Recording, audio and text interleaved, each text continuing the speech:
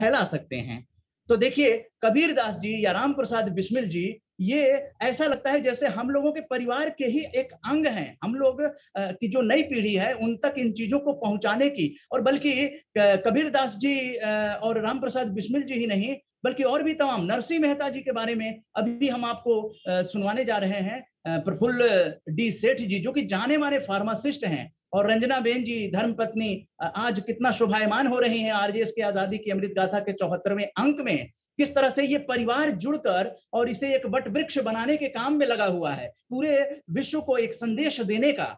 यही तो नई पीढ़ी को चाहिए, जिससे कि हमारे बॉन्ड इतने मजबूत बने कि बुजुर्गों को वृद्धाश्रम जाने की नौबत ना आए। और यही हमारे जो आपके नाना जी हैं, उनको श्रद्धांजलि दी जाएगी, यानी अपने परिवार को भी श्रद्धांजलि देनी है, और साथ में देश के महापुरुषों को, स्वतंत्रता सेनानियों को भी श्रद्धांजलि देनी है। आप देखिए, प्रफुल्ल डी सेठ साहब और रंजन बेन सेठ जी दोनों उपस्थित हैं आजादी की अमृत गाथा में, और उनको हम आमंत्रित करते हैं कि वो संत कवि नरसिंह मेहता जी और अपने नाना जी को श्रद्धांजलि देते हुए, जिस तरह से उन्होंने आरजेएस का राष्ट्रीय सम्मान घोषित किया है, जो जो संभवतः 7 अगस्त 2022 को दिल्ली के मुख्य कार्यक्रम, राष्ट्रीय कार्यक्रम में प्रदान किए जाएंगे। तो मैं सादर आमंत्रित करता हूं जुगल जोड़ी को, प्रफुल्ल डी सेठ जी और रंजन बेन सेठ जी को। स्वागत है सर। Thank you.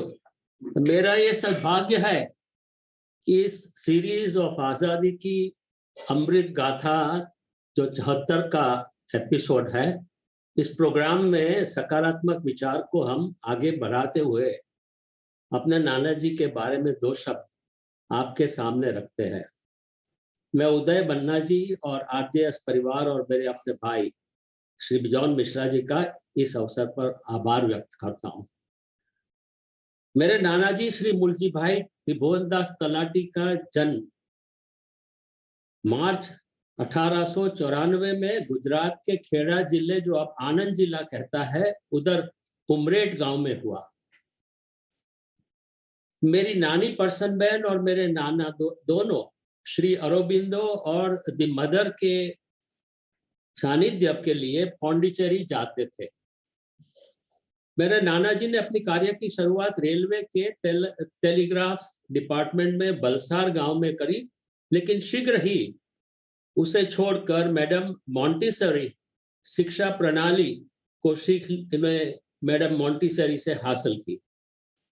इस पश्चात एक टीचर के रूप में उन्होंने आनंद के चारोतर कॉलोनी मंडल में कार्य किया, जो व्यायाम और योगा में वो दोनों आगे थे।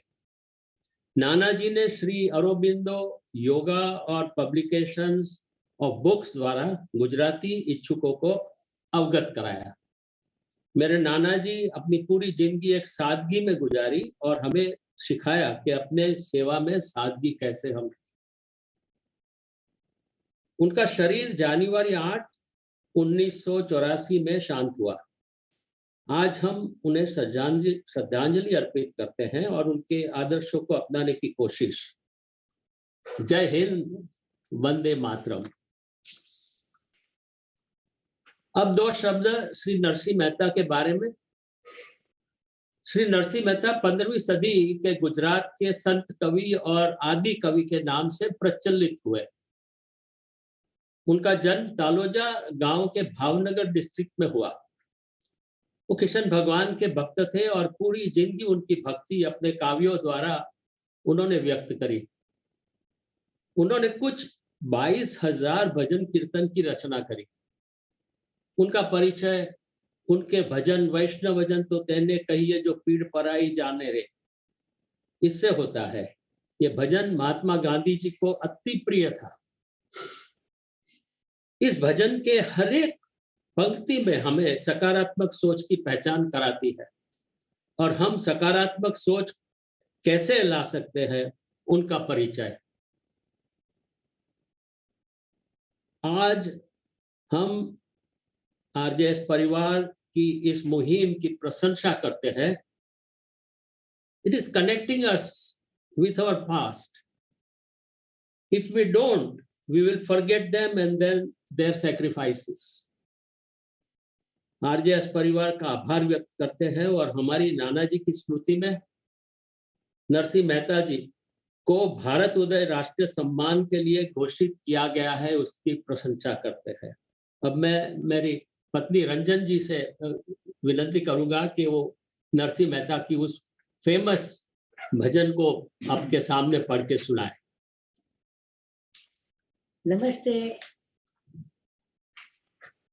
वैष्णव जन तो तेने कहिए, जे पीड़ पराई जाने रे। पर दुखे उपकार करे, तो ये मन अभिमान न आड़े रे। सकल लोक में सौने वंदे, निंदा न करे केली रे।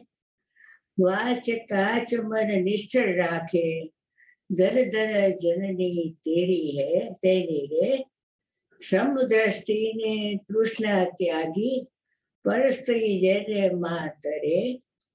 जीवा थकी असत्य न बोले, पर धन नव लाली हाथ रे।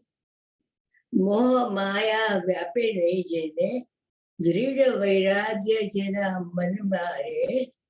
राम नाम सुन ताली लागी, सकल तीर्थ तेरा तन में है। गण लो वीर कपट रहित छे, क्राम क्रोध निवार्या रे। बड़े रसइयो तेनु दर्शन करता, कूड़ 71 तारा रे। वैष्णव जन तो तेने कहिए, जे पीड़ पराई जाने रे। वंदे मातरम। जय हिंद। जय जय। वंदे मातरम। जय हिंद। प्रफुल्ल सेठ जी, जाने माने फार्मासिस्ट, और रंजना बेन जी, आपकी जुगलजड़ी बहुत ही अच्छी लग रही है। आजादी की अमृत गाथा 74 की आप एक शोभा हैं, और जिस तरह से आपने अपने नाना जी को याद किया है, आशा है कि हमारे जो भारत के लोग हैं वो आरजेएस की इस मुहिम को समर्थन देंगे, जिससे कि उनके अपने और अपनों तक प्रेरणा मिले और नई पीढ़ी को अपने परिवार से जुड़ने का एक बहुत ही सशक्त माध्यम बने। क्योंकि आज शहरी